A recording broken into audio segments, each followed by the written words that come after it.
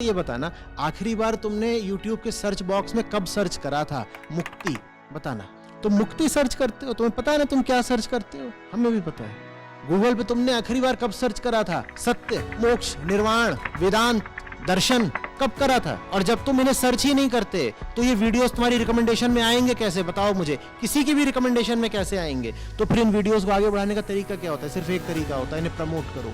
हमें इन्हें प्रमोट इसलिए करना पड़ रहा है क्योंकि ये समाज बहुत गिरा हुआ है। यहाँ इस वीडियो को प्रमोट ना करूं तो ये कब्र में गर्क होके रह जाएगा, कोई इसे पूछने वाला नहीं होगा। जिस दिन तुम लोग इस लायक हो गए कि तुम्हें पता चल गया कि कौन सी सही बात है, कौन सा सही वीडियो है, उसको तुम अपने आप ही आगे बढ़ाना शुरू कर दो। उस दिन हमें प्रमोशन की जरूरत नहीं रहेगी। जब प्रमोशन की जरूरत नहीं रहेगी तो डोनेशन की भी नहीं रहेगी बाबा। और आज डोनेशन की जरूरत है और जितनी हमें चाहिए उसकी 1/10 भी नहीं आती है। यहाँ पर लोगों की तनख्वाहें काट काट करके और खर्चे काट काट करके ये वीडियो तुम लोगों तक पहुंचाए जाते हैं।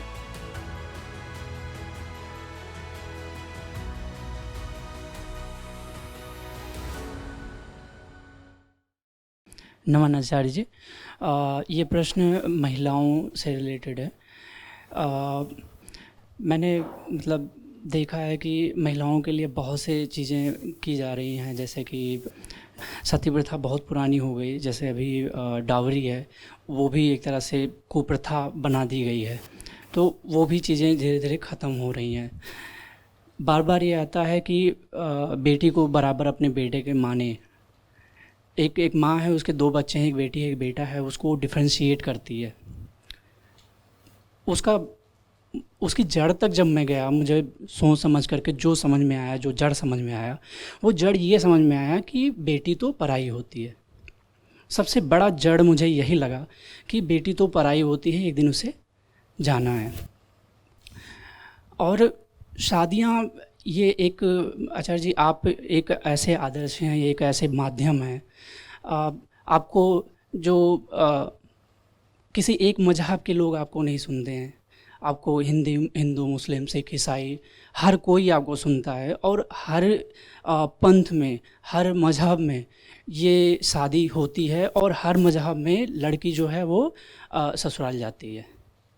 तो इस पे आचार्य जी मैं आपसे पूछना चाह रहा हूँ, और आपने एक मुझे होप दी थी, आप एक तरह से आप जो चीज़ें बताते हैं, सबसे पहले चीज़ आपसे जो सीखने को मिली है, मुझे अपनी संभावना सीखने को मिली है।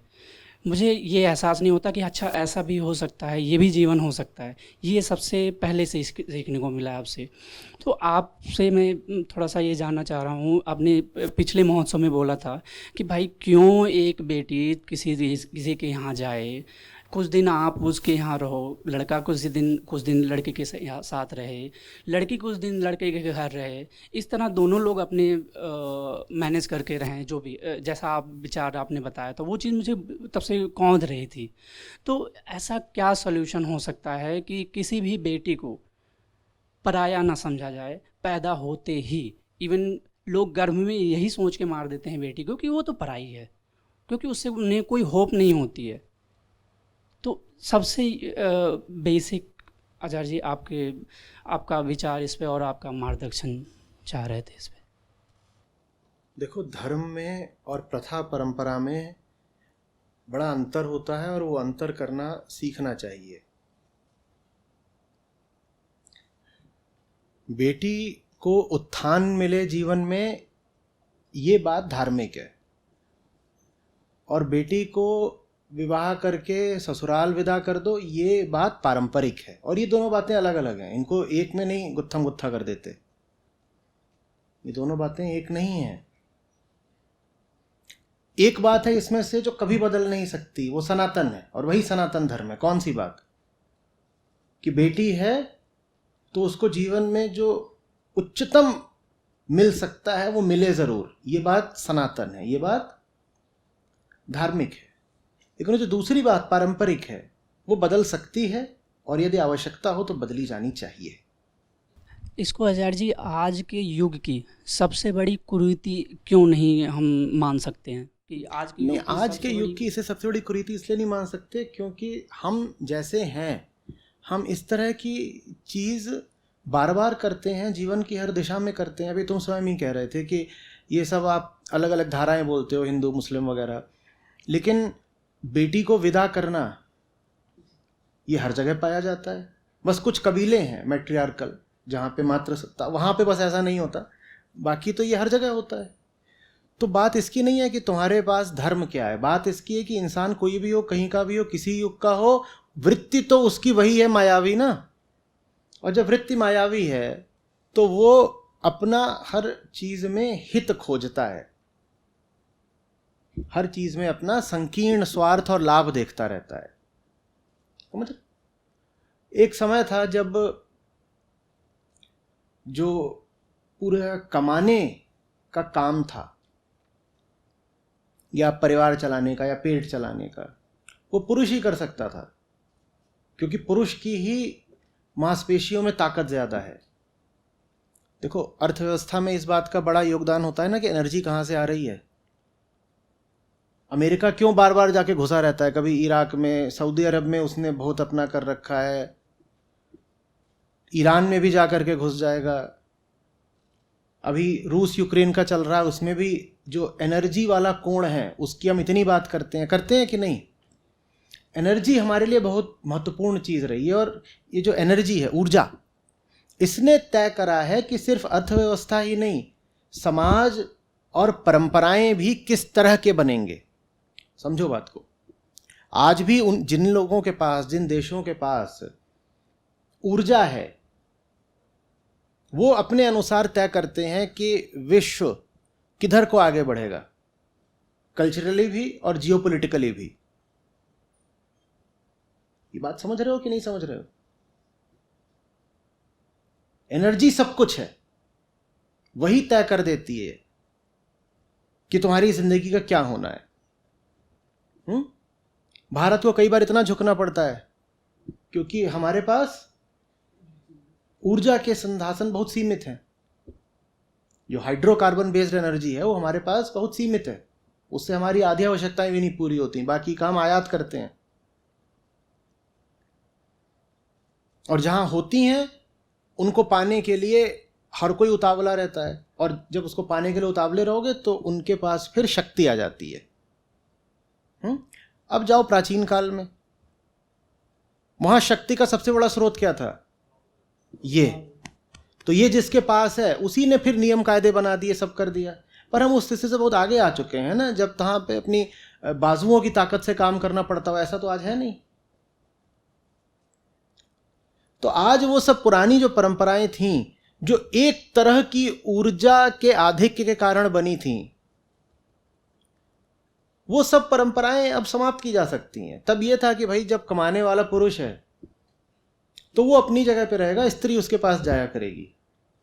और बात तब शायद जायज भी थी, क्योंकि अगर आप कमाने वाले को उसकी जगह से हटाओगे तो कमाएगा कैसे? कमाएगा नहीं तो सब भूख से मर जाएंगे, समाज में त्राही त्राही हो जाएगी। तो ये बात तब शायद वैध भी थी कि पुरुष अपनी जगह रहे और विवाह हो रहा है तो स्त्री उसके पास आएगी। सोचो तुमने क्या किया होता, पुरुष है वहां पे, उसका खेत है, वही काम करता है, तुमने कह दिया होता नहीं तू जा अब लड़की के घर रहने, तो भूख से मरे होते ना सब।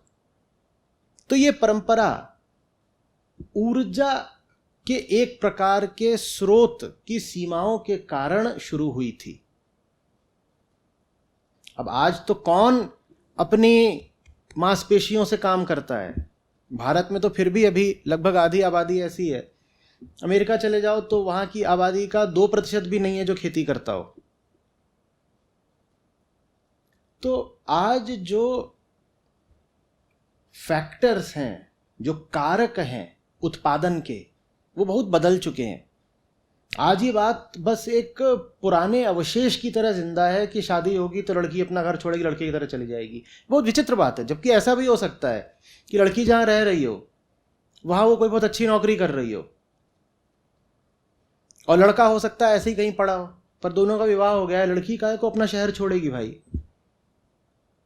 इसमें तो दोनों का ही, दंपत्ति का ही कुल नुकसान है, क्योंकि लड़की की नौकरी चली गई तो नुकसान तो फिर उसके पति का भी हुआ ना। इस बात का कोई बहुत अर्थ नहीं है कि लड़की को उसके घर से निकाल दो शादी वगैरह के बाद। और ये समझना पड़ेगा कि ये कोई धार्मिक बात नहीं है, इसमें किसी तरह का कोई धार्मिक पक्ष नहीं है। कि लड़की को पराया मानो और उसे घर से विदा करो। आप जीवन भर अपनी लड़की को अपने घर रख सकते हैं और ये बात पूरी तरह धार्मिक है, इसमें कोई अधर्म नहीं हो गया। अभी जो भारतीय कप्तान रही हैं महिला क्रिकेट टीम की, मिथाली राज, तो वो रिटायर हुई। बड़ा लंबा चौड़ा उनका कैरियर रहा, बड़े उनके नाम कीर्तिमान है। तो अविवाहित हैं वो, 40 करीब की हो रही हैं। तो उनसे एक प्रश्न पूछा गया कि आपने शादी नहीं की, आपको कुछ लगता नहीं? बोली जब मैं 24-25 की थी तब मुझे भी लगता था कि मैं भी कर लूं, पर अब जब मैं 40 की हो रही हूं और मैं उनकी हालत देखती हूं जिन्होंने कर ली है, तो मैं अपना सौभाग्य मानती हूं कि मैंने शादी नहीं करी, मैं बच गई। और ये बात कोई आम महिला नहीं कह रही है, ये भारत ही नहीं विश्व की एक अग्रणी महिला खिलाड़ी कह रही है, जो भारतीय टीम की बड़े लंबे अरसे तक कप्तान रही और बहुत उनके कीर्तिमान वगैरह। तो पहली बात तो ये कि जिसको आप पारंपरिक तौर पे विवाह की संस्था कहते हैं, वो आज कोई इतनी अनिवार्य रह नहीं गई है कि आप अपनी लड़कियों को धक्का ही देते रहें कि शादी करो शादी करो। नहीं कर रही शादी ज़्यादा सुखी है, सौभाग्य है उसका कि नहीं कर रही शादी। और अगर शादी कर भी रही है तो कृपा करके उसे अपने घर से बेदखल मत करिए। आज आर्थिक तौर पे लड़की लड़का दोनों बराबर है, बराबर के अवसर हैं कम से कम। तो यदि बराबर है तो लड़का भी आ सकता है उसके यहाँ रहने के लिए। कुछ समय वो आ जाए रहने, कुछ समय वो चले जाए, बाकी समय दूर दूर रहो, अलग रहो, शांति रहेगी ज़्यादा। ज़रूरी है एक ही घर में घुसे हुए हो। प्रेम भी रहेगा, प्रेम भी रहेगा। हाँ, प्रेम भी रहता है उसमें, वो प्रेम या जो भी है वो रहता है। पर ये बात तो वैसे भी बड़ी विचित्र है और गंधाती हुई बात है कि तुमने एक आदमी एक औरत को पकड़ा और उनके लिए अनिवार्य कर दिया कि अब एक घर में घुस जाओ। काहे को घुस जाओ? और वो भी उनके लिए अनिवार्य कर दिया कि एक ही कमरे में रहना है। क्यों रहना है? क्यों रहना है? अपना अपना अलग अलग ठिकाना रखो, जब लगे कि मिलना है तो मिल लो, नहीं तो ठिकाने अपने अलग अलग ही रखो। बहुत ज़्यादा दुनिया में कलह और क्लेश बच जाएगा अगर ये छोटी सी बात जवान लोग समझ लें। तुम्हारी निजता का बहुत मूल्य होता है।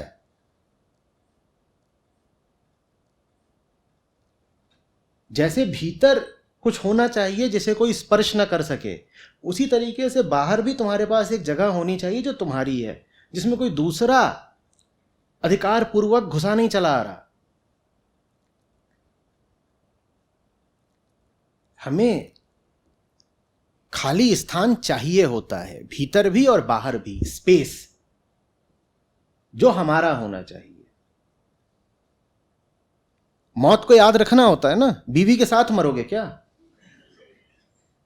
जब मरना अकेले है तो जी अकेले क्यों नहीं सकते बाबा?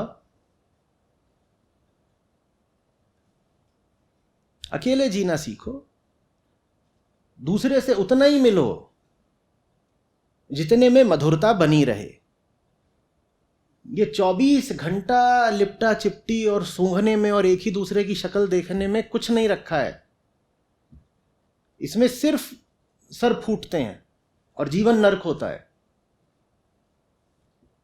जब तुम अकेले होते हो तो भीतर बहुत कुछ ऐसा है फिर जिसको विकसित कर सकते हो। दूसरा कितना भी निकट हो, कितना भी प्यारा हो, दूसरा दूसरा ही होता है। तुम अस्तित्व का विधान नहीं बदल सकते, दूसरा तो दूसरा ही होता है।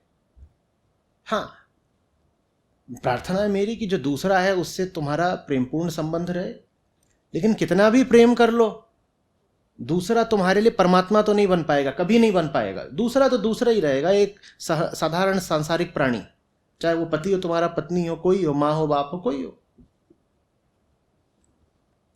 तो ये यथार्थ याद रखना चाहिए। जितने अभिभावक बैठे हैं उनसे निवेदन करूंगा, लग मत जाया करिए कि 22-24 साल की लड़की हुई नहीं कि उसको कोचने लगे कि चल चल शादी कर, बाहर निकल। कितनी अपमानजनक बात है ना। पीछे पड़े हो उसके, निकल बाहर, निकल बाहर, निकल बाहर, जैसे चेकआउट टाइम हो गया उसका। और उसने अभी भाड़ा नहीं दिया है। होटलों में करते हैं, पहले तो बड़ी विनम्रता से पूछेंगे, फिर 1 घंटे बाद थोड़ी कम विनम्रता से, फिर उसके बाद सीधे दरवाजे पे दस्तक होगी, सर लगेज।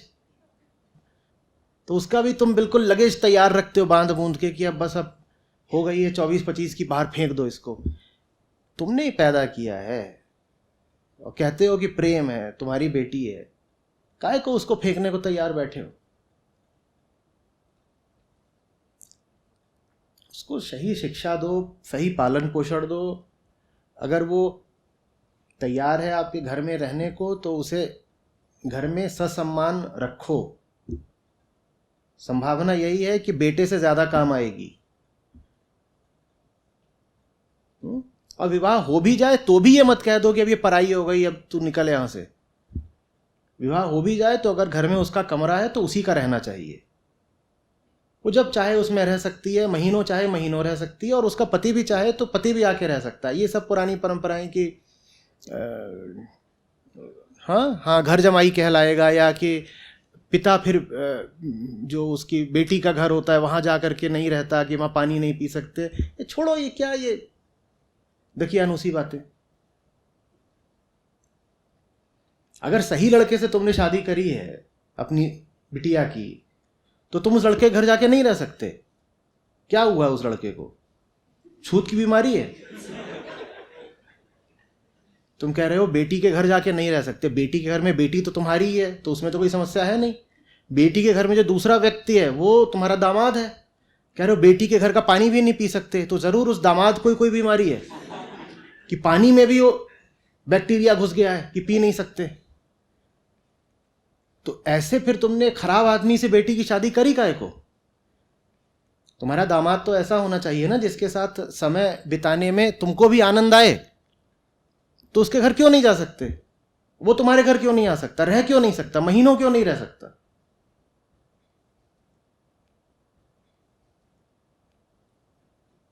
बात आ रही समझ में?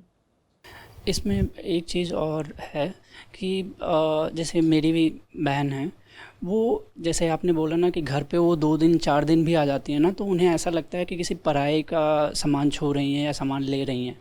कुछ भी सामान अगर जो उन्हें वैसे भी लेना होता है तो पूछ के लेती हैं। नहीं, उसकी बहुत बड़ी वजह दहेज है। वो इतना सारा दहेज पहले चला गया होता है उसके साथ कि उसको भी पता होता है कि अब जो बचा है वो भाइयों का है, उस पर मैं हाथ कैसे लगाऊं। वो इतना सारा लेके गई है कि वापस आती है, कहती है अब थोड़ा बहुत बचा है घर में, बाकी तो घर लुट गया पूरा, अब जो बचा है उसको भी कैसे छू दूं। तो उसको भीतर से अपराध भाव आ जाता है।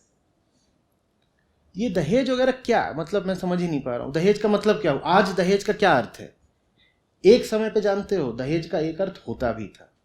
तब ये होता था कि ये जो लड़की है ये कोई फैक्टर ऑफ प्रोडक्शन तो है नहीं इकोनॉमी में, ठीक, ये घर देखती है बस, और उसके बाद संतानें जनती है। तो अभी तक हम इसको खिलाते थे।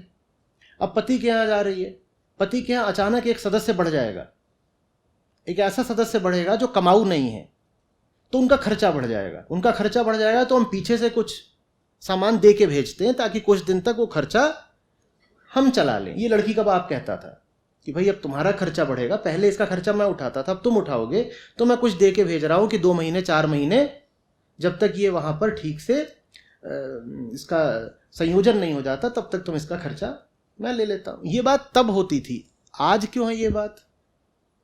ये दहेज का क्या अर्थ है? बल्कि बहुत अपमान की बात है ना। मैंने पूछा था एक बार, मैंने कहा था कि अगर कोई लड़की पैसा लेकर के किसी लड़के के साथ हो जाती है तो तुम कहते हो वेश्या, और लड़का जब पैसा लेके लड़की के साथ हो जाता है तो तुम कहते हो दूल्हा। ये बात कैसे ठीक है? तो बड़े अपमान की बात है कि ये तुम शादी कर रहे हो और उसके लिए कहो कि मुझे पैसा चाहिए। आचार्य जी, एक और थोड़ा सा पूछना चाह रहा हूँ मैं, मतलब उसमें ऐसा है, लड़की जैसे ही एक समझदार उस पे आती है तो उसके दिमाग में ये एक तरह से प्रेशर बनता जाता है कि उसकी शादी होगी, उसे बाहर जाना है। ये प्रेशर 14 से लेकर के एक तरह से 25 साल तक उसके अंदर एकदम बम की तरह से एकदम प्रेशर की तरह फूटता रहता है। वो उस घर, जिस घर में वो रहती है, वो साइकोलॉजी मतलब मानसिक तौर पे वो अपना घर जैसे मानते ही नहीं हैं। उनके ऊपर जैसे अजीब सा, मैंने कई लोगों की ये सब वो है, परिस्थितियाँ ये सब है, लेकिन ये सब अगर माँ बाप जागरूक हों तो तुरंत बदल भी जाता है। ये सब ज़्यादा अभी भी उन्हीं घरों में पाया जाता है जहाँ माँ बाप भी एकदम सोए किस्म के हैं, अंधेरे में जीने वाले। बहुत बड़ी तादाद में अब ऐसे जागरूक घर निकल के आ रहे हैं जहाँ बेटियों को सम्मान भी है, आगे बढ़ने के पर्याप्त अवसर भी हैं, और जहाँ बेटियाँ पराया नहीं अनुभव करती। ऐसे भी घर अब बहुत हैं। धन्यवाद आचार्य जी।